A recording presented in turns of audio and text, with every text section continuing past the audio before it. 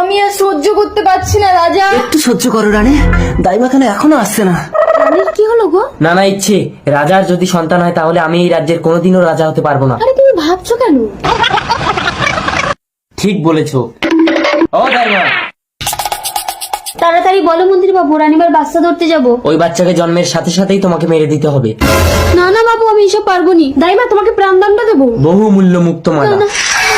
রানীমার দাবুর দাবুর বাচ্চা দিন। না না, এত সুন্দর বাচ্চাটারে আমি মারতে পারবো নি। এক কাজ করি, রাজা মশাই, রানীমা বিড়াল ছানার জন্ম দিছে গো। বিড়াল ছানা? রাজ্যবাসী শুনলে তোমাকে পাপি রাজা বলবে। তুমি এই বিড়াল ছানাকে জঙ্গলে ছেড়ে দিয়ে আসো, আর শোনো, সবাইকে বলবে রানী মৃত সন্তানের জন্ম দিয়েছে। যাও। ঠিক আছে, তাই হইব।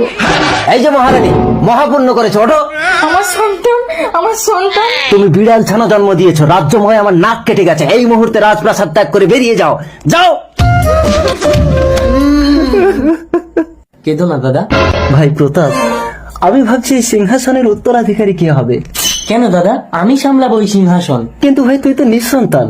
আমি রাজা হলে তখন আমি আরেকটা বিয়ে করবো, তার সন্তান হবে।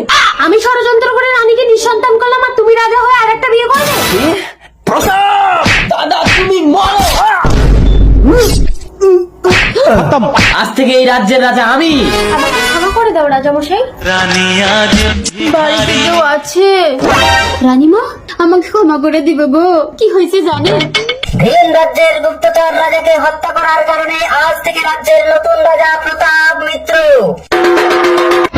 আমার ওই শয়তান প্রতাপ রাজামশাইকে খুন করছে গো। ও আপনারও মেরে দিবে গো। আপনার সন্তান যতদিন না ডাগর হবে, আপনি আমার কুটির গা ঢাকে দিয়ে আবদাল হয়ে থাকেন। 20 বছর পর।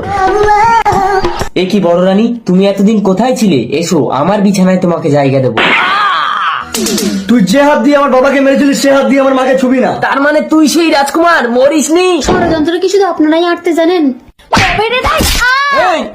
এই বাস্তা, যদি চাস এই রাজ্য ছেড়ে পালা। চলো, ইচ্ছে কেটে পড়ি। চলো চলো, কেটে পড়ি। মা, আজ থেকে আমি এই রাজ্যের রাজা। জয় রাজা, বলি রাজা জয়।